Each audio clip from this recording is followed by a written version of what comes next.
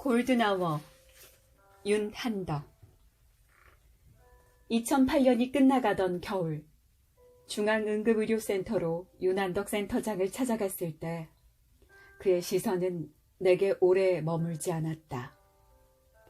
그는 보고 있던 서류에서 고개조차 돌리지 않은 채 날카롭게 물었다. 지금 이국종 선생이 이렇게 밖에 나와 있는 동안에 아주대학교 병원에서 중증 외상 환자가 갑자기 오면 누가 수술합니까? 윤한덕에게 나는 그를 수없이 찾아와 그럴듯한 말을 늘어놓는 민원인에 불과했을 것이다. 그는 응급의학과 전문의였고 전공의 수련 기간 중 외과계 중환자들이 응급실에서 죽어나가는 모습을 너무 많이 지겹게 봐왔다고 했다.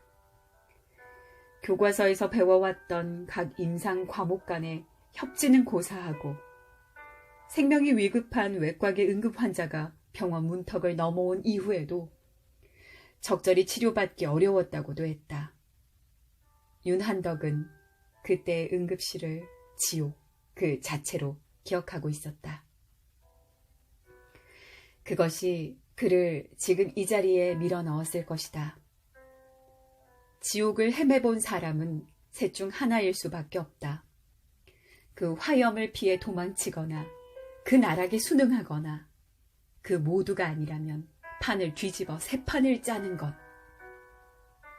떠나는 것도 익숙해지는 것도 어려운 일일 것이나 세 번째 선택은 황무지에 숲을 일구겠다는 것과 다르지 않았다. 윤한덕은 셋 중 마지막을 택했고 보건복지부 산하 국립중앙의료원 중앙응급의료센터를 맡아 전국 응급의료체계를 관리하고 있다. 그런 윤한덕에게 중증 외상 환자에 대한 적절한 치료 제공은 응급의료 시스템 전체 운영에 있어서도 극도로 중요한 문제였다.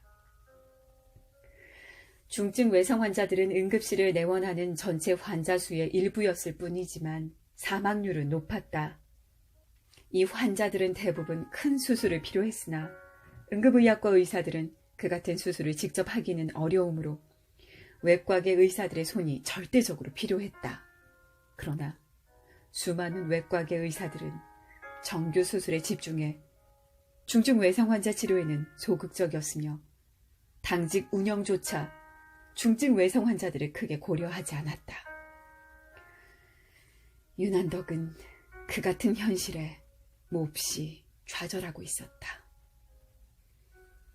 그런 윤한덕 앞에 그 엉망인 시스템의 원흉인 외과 의사가 외상 시스템을 문제 삼으며 나타난 것이다.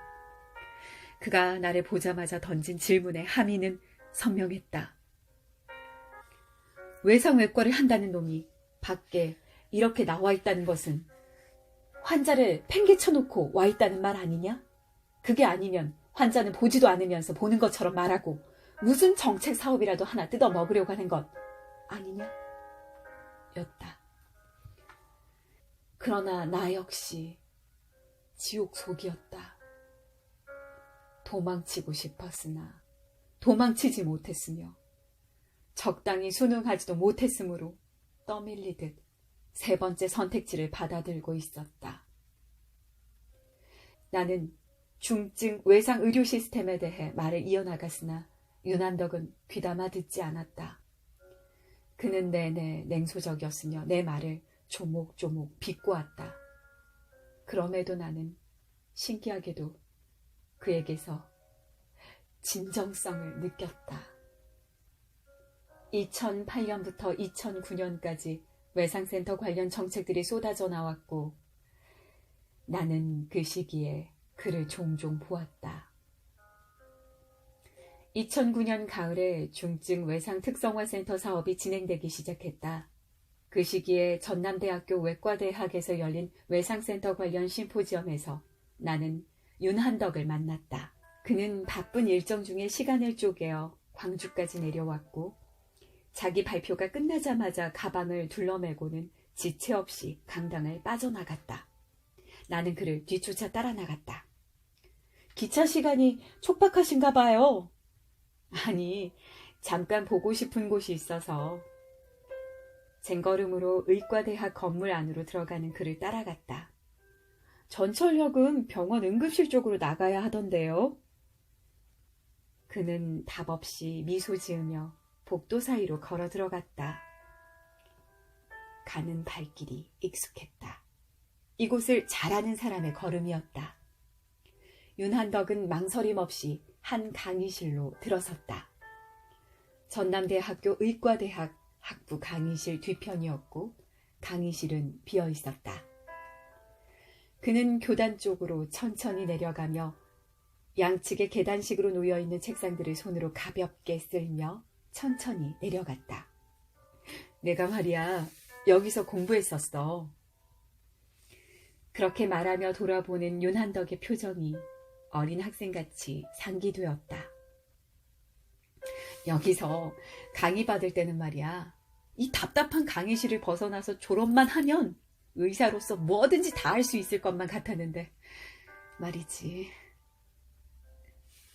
강의실은 아주대학교 외과대학 강의실보다 훨씬 컸고 곳곳에서 시간의 흔적이 묻어났다. 요즘 애들은 여기서 무슨 생각을 하면서 수업을 들으려나? 윤한덕은 나를 보지 않은 채 혼잣말을 하며 웃었다. 홀로 다른 시공간에 있는 듯 했다.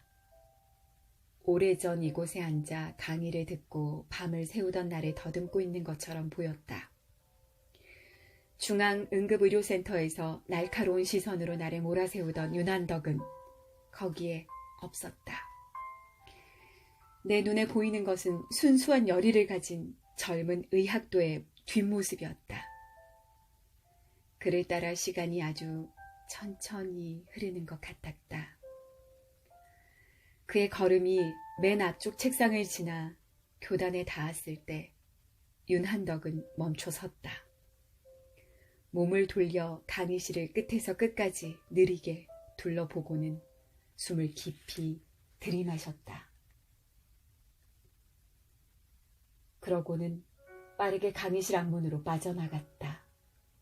그는 중앙응급의료센터장 윤한덕으로 빠르게 돌아와 있었다. 남광주역까지 가는 동안 중증 외상센터 사업의 향후 계획에 대해 걱정을 쏟아내는 그의 눈빛이 형형했다. 대한민국 응급의료체계, 그것에 대한 생각 외에는 어떤 다른 것도 머릿속에 넣고 있지 않은 것 같았다. 방금 전 빈 강의실에서 마주친 청년 의학도의 미소는 사라지고 없었다.